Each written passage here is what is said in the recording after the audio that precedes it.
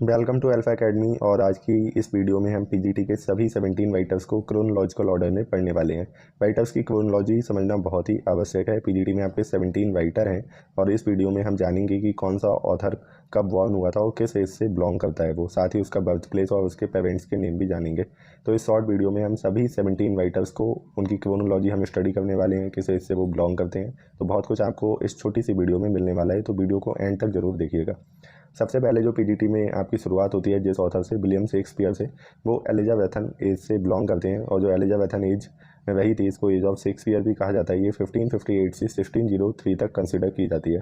कई लोग इसे 1558 से 1625 तक भी कंसिडर करते हैं, लेकिन 1603 से जो 1625 वाली एज है उसे जैकोबियन एज भी कहा जाता है। तो देखते हैं, विलियम शेक्सपियर जो हैं वो 23 अप्रैल 1564 को बॉर्न हुए थे।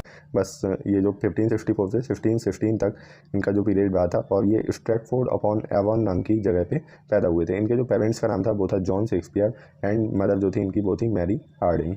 तो ये एलिजाबेथन एज से हमारे एक ही राइटर पीजीटी के सिलेबस में लगे हुए हैं। इसके बाद शुरू हो जाती है हमारी romantic as. Romantic as, Elizabethan age और रोमांटिक एज के बीच में एक न्यू क्लासिकल एज भी आती है, जिससे कि कोई भी राइटर पीजीटी के सिलेबस में आपका नहीं है। हाँ, अगर आप जीआईसी की तैयारी करेंगे तो आपको अलेक्जेंडर पोप और जॉन ड्राइडेन उसमें लगे हुए मिलेंगे।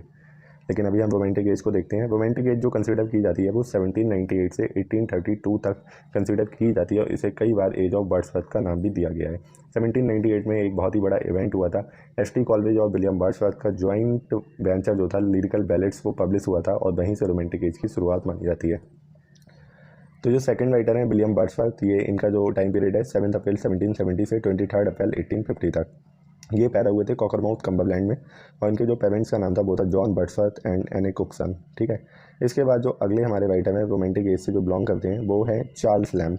ये एक एसेसिस्ट थे। इन्होंने बहुत अच्छे अच्छे एसेज लिखे हैं, काफ़ी अच्छी इनकी कंपोजिशंस हैं। तो ये जो पैदा हुए थे वो है crown office for the temple London, इनका बर्थ प्लेस है, और इनके जो पेरेंट्स का नाम है वो है John and Elizabeth lamb. Next हमारे जो रोमांटिक एज के राइटर हैं वो हैं पर्सी बाइस शैली, पीबी शैली भी इन्हें कहते हैं। ये 1792 से 1822 तक इनका एक बहुत ही शॉर्ट टर्म का पीरियड रहा था।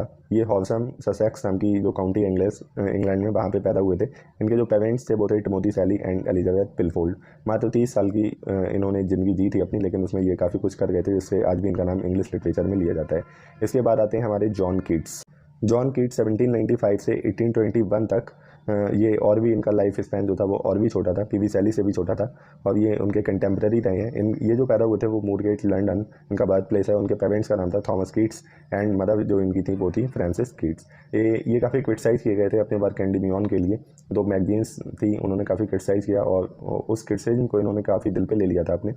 और पीवी शैली तो ये भी मानते हैं कि ये उसी क्रिटिसिज्म की वजह से मर गए थे। हालांकि इन्हें ट्यूबरक्लोसिस हो गया था, ये एक तरह से इनकी फैमिली डिजीज़ थी। इनके भाई को भी हुआ था, बाद में इनको भी हो गया, और ये उसी से बाद में ये इटली चले गए थे रहने अपने एक फ्रेंड के यहाँ, वहीं पर इनकी मृत्यु हो गई। रोमांटिक ऐसे हमारे पीजीटी में ये 4 ही राइटर हैं। उसके बाद आती है हमारी विक्टोरियन एज। ये कही जाती है 1832 से 1901 तक, और इसमें जो हमारा सबसे पहला ऑथर है वो है अल्फ्रेड लॉर्ड टेनिसन, 1809 से 1892 तक। ये 1850 में पोएट लॉरेट भी रहते हैं, आपको ध्यान रखना है विलियम वर्ड्सवर्थ के बाद। ये पैदा हुए थे सॉमर्स बाई लिंकनशायर यूके में। इनके पेरेंट्स जो थे वो थे George Clayton Tennyson and mother जो थी वो थी एलिजाबेथ फाइच। हमारे जो 7th राइटर हैं विक्टोरियन एज के वो हैं चार्ल्स डिकेंस। 1812 से 1870 इनका टाइम पीरियड है, और ये पैदा हुए थे लैंडफोर्ड इन हैम्पशायर, बर्थ प्लेस है इनका। पेरेंट्स जो थे इनके वो थे John Dickens and Elizabethan Dickens. ये नोबलिस्ट थे, और इनकी नॉवेल्स बहुत ही अच्छी हैं, कभी आप पढ़िएगा। 8वें जो हैं वो है मैथ्यू एर्नोल्ड, 1822 से 1888 तक। ये पैदा हुए थे लेलम यूके में, और इनके पेरेंट्स का नाम था Thomas Arnold and Mary Penrose Arnold. Thomas Arnold जो थे वो एक फेमस रग्बी हेडमास्टर थे।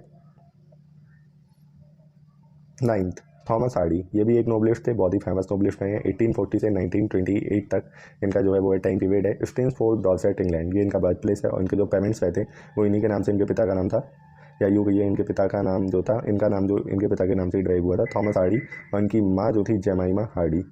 ये हमारे 4 राइटर जो थे वो विक्टोरियन एज में लगे हुए हैं।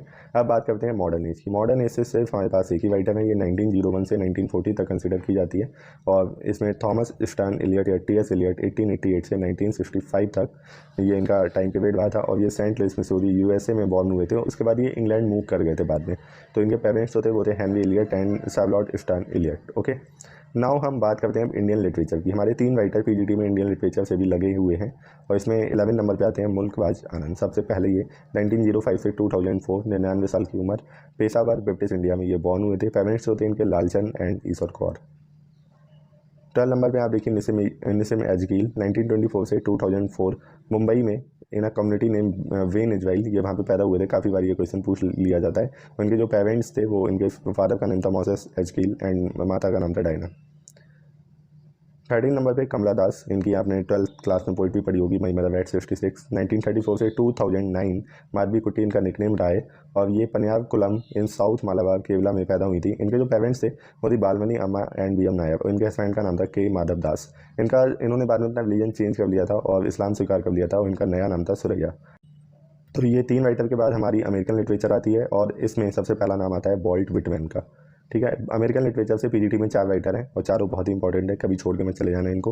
Vault Whitman, O captain my captain, बहुत ही फेमस पोएम है इनकी। 1819 से 1892 तक इनका ये टाइम पीरियड है। West Hills, Long Island birth place इनका और पेरेंट्स रहे थे वॉल्टर एंड लॉजी वान बेल्सॉर। 15 रॉबर्ट फ्रॉस्ट, 1874 से 1963 तक और ये पैदा हुए थे सैन फ्रांसिस्को कैलिफोर्निया में। पेरेंट्स जो इनके थे विलियम प्रेस्कॉट एंड मदर थी इजाबेला मूडी। इसके बाद आते हैं विलियम फॉकनर। 16 जो है हमारे विलियम फॉकनर, 1897 से 1962 तक, न्यू एल्बनी मिसिसिपी, स्पेलिंग याद कर लेना, ये बर्थ प्लेस है इनका। पेरेंट्स जो इनके रहे हैं MC Falkner and Maud Buttler.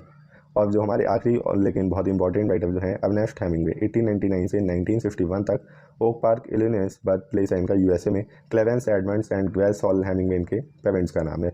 तो ये हमारा क्रोनोलॉजिकल ऑर्डर जो था वो पूरा इस वीडियो में मैंने आपको बताया है। कभी भी आपको दिक्कत नहीं होगी कि कौन सा राइटर किस एज से बिलोंग करता है और उसका ऑर्डर क्या है। तो प्लीज़ आप इस वीडियो को लाइक करना, शेयर करना और सब्सक्राइब तो जरूर करना please. Thank you, thanks for watching this video.